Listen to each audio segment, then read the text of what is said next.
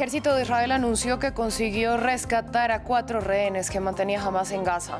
Eso mientras las fuerzas israelíes llevaban a cabo un operativo en el centro de la franja. Las autoridades gazatíes informaron que numerosos heridos fueron trasladados al hospital de Al-Aqsa. Como resultado de las operaciones, tenemos reporte. Inició la visita de Estado del presidente de Estados Unidos, Joe Biden, a Francia. Junto con su homólogo francés, recorrieron los Campos Elíseos, rindieron honores a la tumba del soldado desconocido y posteriormente mantendrán un encuentro en el Palacio del Elíseo que girará principalmente en torno a las guerras en Gaza y Ucrania. Este 8 de junio se conmemora el Día Internacional de los Océanos, una fecha que busca crear conciencia sobre el impacto que los humanos causan en estos cuerpos de agua. El viernes en Costa Rica se llevó a cabo un foro de expertos al respecto. Buen día para todos, bienvenidos a esta emisión de noticias en France 24. Soy Valentina Torres Sánchez. Damos inicio hablando de la guerra en Gaza porque el ejército de Israel anunció que 4 de los rehenes que mantenía Hamás en la franja de Gaza fueron rescatados en medio de un operativo en el centro del enclave, en el área de Nuseirat. Se trata de 3 hombres y una mujer que fueron secuestrados en el Festival de Música Nova en el ataque de Hamás el 7 de octubre. Para ampliar la información, conectamos en Jerusalén con Federico Cuellar Barberena, corresponsal de France 24. Federico, ¿qué detalles se conocen hasta el momento de este operativo?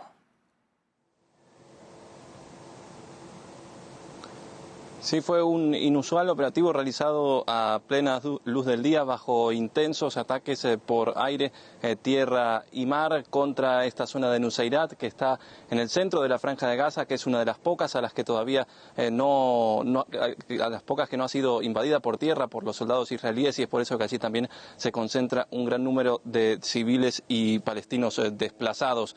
Alrededor de las 11 de la mañana ocurrió esta operación, según informó el ejército israelí, con fuerzas especiales tanto del ejército como de la inteligencia, que realizaron una operación que describieron como compleja y rescataron a estos 4 rehenes de 2 edificios ubicados en Nuseirat. Estos 4 rehenes son Noah Argamani, de 25 años, Almog Meir, de 21, Andrei Kozlov, de 27 y Shlomo Ziv, de 40. Los 4 fueron encontrados en buen estado de salud, habían sido secuestrados de la fiesta electrónica Nova el 7 de octubre y han sido trasladados al hospital Tel Ayomer de Tel Aviv para realizarle más exámenes de salud. Se han trascendido algunas imágenes de los familiares celebrando el rescate y también del reencuentro de Noah Argamani con su padre.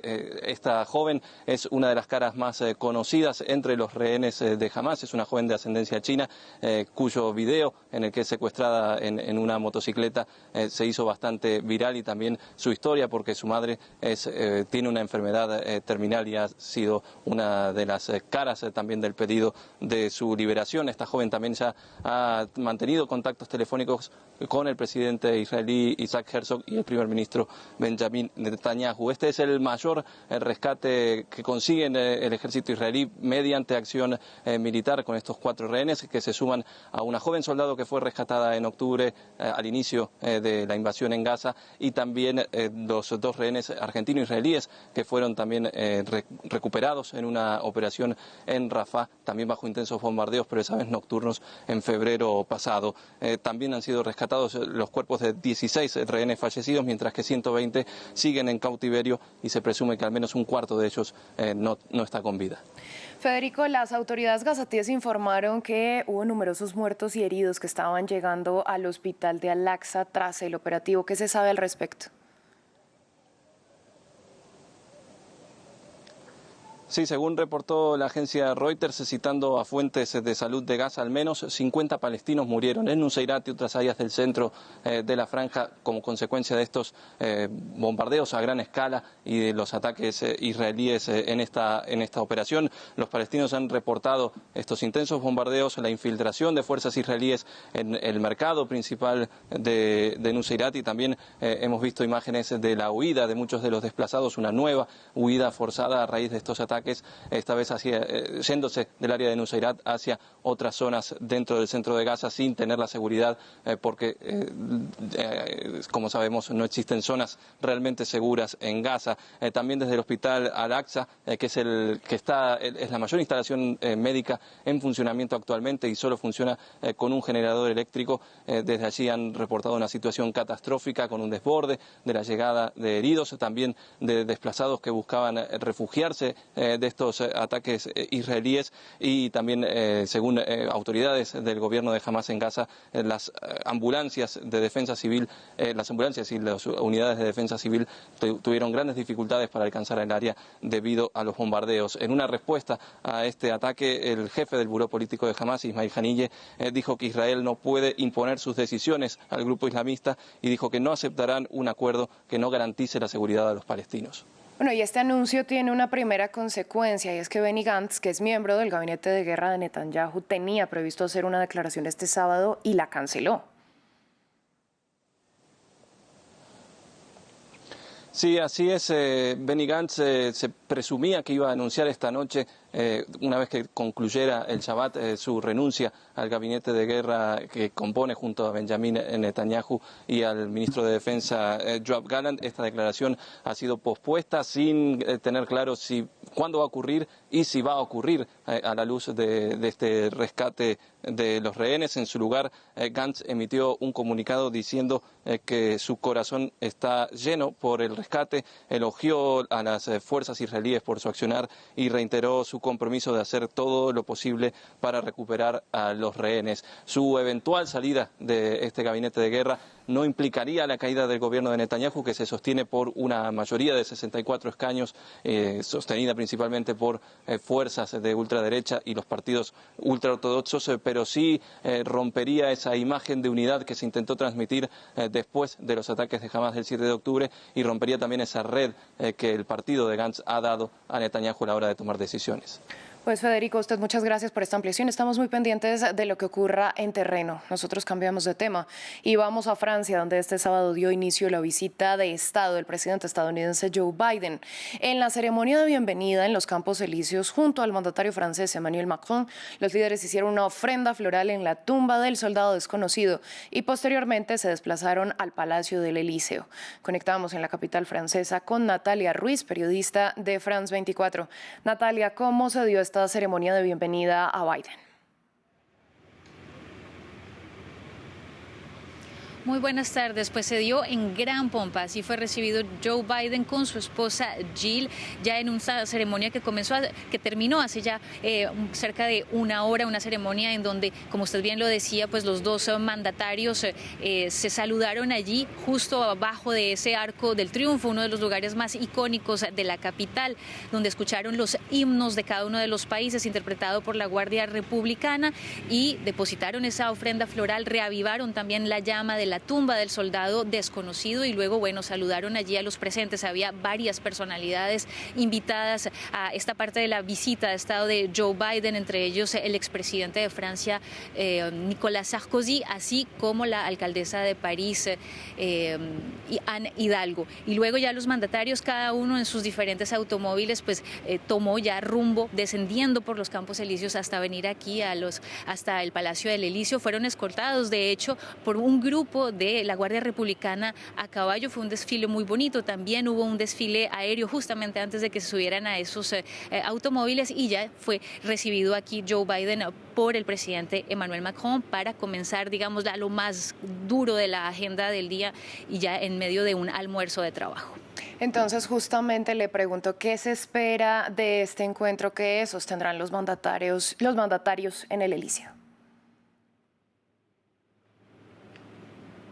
Así es, pues este almuerzo de trabajo tendrá varios temas sobre la mesa. Por supuesto, la guerra en Ucrania, justamente cuando Emmanuel Macron acababa de anunciar que enviaría aviones de caza, los Mirage 2000, a Ucrania, también con la posibilidad de enviar formadores franceses sobre territorio ucraniano, pues para poder instruir a unos 4.500 soldados ucranianos y también la idea pues de formar una nueva coalición precisamente para todo esto. Estos son temas que les va a servir a los dos mandatarios para preparar tanto el G7 que viene dentro de las próximas semanas en Italia, luego será la cumbre de la OTAN en Washington. El tema, por supuesto, de la guerra en Gaza, de la situación entre Hamas e Israel, será uno de los temas principales, justamente ahora cuando Federico nos explicaba lo que está sucediendo y también cuando se espera también lo de la fue luz verde jamás a la propuesta de Joe Biden. Y luego de esto se estarán reunidos con varios empresarios franceses y de Estados Unidos, darán declaraciones a la prensa y luego habrá una cena de Estado ya tarde aquí en el Elíseo.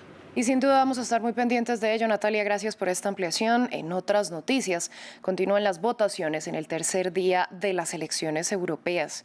Hoy es la segunda jornada para votar en República Checa, el único día para Malta, Eslovaquia y Letonia, y el primero de 2 para Italia. En conjunto, 370 millones de ciudadanos tienen que escoger a los 720 diputados de la Eurocámara, 15 sillas más que en la legislatura anterior. Irlanda y Países Bajos ya votaron el jueves y el viernes. En Perú, el Congreso aprobó en primera votación una ley de amnistía que eximiría a sentenciados e investigados por crímenes de lesa humanidad. Hay preocupación en organismos humanitarios que afirman que el Estado debe estar del lado de las víctimas. Jorge Hurtado nos amplía. Son delitos de lesa humanidad, sí. Amnistía controversial.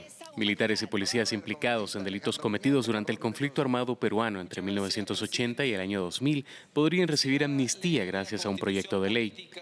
El organismo Amnistía Internacional rechazó la norma. La organización exhorta al Congreso peruano a no aprobar la iniciativa por ser contraria a los derechos humanos al impedir el derecho de las víctimas a la verdad, justicia y reparación, así como la persecución de crímenes que son contrarios a toda la humanidad solo por el paso del tiempo. El proyecto impide que se procese a cualquier persona por delitos de lesa humanidad ocurridos en Perú antes del 2002. Muchos casos, tipificados así por el Ministerio Público, provenían de matanzas de parte de militares y paramilitares bajo órdenes del gobierno de Alberto Fujimori y Vladimiro Montesinos. Pero los impulsores de la ley argumentan que buscan aclarar la normativa jurídica del país. Este proyecto de ley no pretende desconocer el Estatuto de Roma. Todo lo contrario. Lo que estamos haciendo es justamente precisar que lo que manda el Estatuto de Roma y el convenio de imprescriptibilidad de delitos de crímenes de guerra deben regirse tal cual lo acogió el gobierno peruano en el año 2002 y 2003 sucesivamente, de ahí para adelante. A propósito de algunos casos sucedidos durante el periodo señalado en Perú, la Corte Interamericana de Derechos Humanos señaló que son inadmisibles las disposiciones de amnistía, las disposiciones de prescripción y el establecimiento de excluyentes de responsabilidad que pretenden impedir la investigación y sanción de los responsables de las violaciones graves a los derechos humanos. El Estatuto de Roma establece que los crímenes de lesa humanidad, así como el genocidio y los crímenes de guerra, son considerados una afrenta no solo a las víctimas, sino a la humanidad en su conjunto. Amnistía instó a las autoridades a garantizar el principio de imprescriptibilidad. Hoy se conmemora el Día Internacional de los Océanos, una fecha que busca crear conciencia sobre el impacto humano en estos ecosistemas. Justamente el viernes se llevó a cabo un foro internacional en Costa Rica con expertos y científicos de más de 40 países para dialogar sobre la protección del mar en la lucha contra el cambio climático. Autoridades, expertos y científicos de más de 40 países se reunieron en Costa Rica con el objetivo de proteger los océanos. El presidente de la nación centroamericana, Rodrigo Chávez, resaltó la importancia de comenzar a actuar antes de que sea tarde. Yo creo que todos sabemos que si no actuamos ya, estaríamos como generación quitándole el futuro a la humanidad, y ese es el diagnóstico fundamental. Hay que actuar ya, con compromiso, no solo palabras bonitas, sino acción. El foro se llevó a cabo para preparar y poner temas importantes en la mesa antes de la Conferencia del Cambio Climático de la ONU de 2025 en Francia. El tema central fue la extrema importancia que tiene el mar para batallar el cambio climático. Sin embargo, también se resaltó la acuicultura como método sostenible y futuro reemplazo de la pesca. Adicionalmente, la FAO, la Organización de las Naciones Unidas para la Alimentación y la Agricultura, resaltaron que el consumo de animales acuáticos aumentó de 9,1 a 20,7 kilos durante los últimos 60 años, un fenómeno que esperan continúe en aumento. por lo cual las autoridades francesas resaltaron el rol clave que juega la protección y cuidado del océano. Los desafíos son recordar que el océano se encuentra amenazado por el cambio climático y las actividades humanas que tienen impactos irreversibles, pero que el océano también es un aliado indispensable en nuestra lucha contra el cambio climático. En espera de la conferencia del 2025, Costa Rica propuso firmar una declaración de paz con los océanos, que implica el cuidado común de las aguas internacionales, de las cuales solo el 1% se encuentra actualmente protegida. Fin del informativo. Gracias por su sintonía.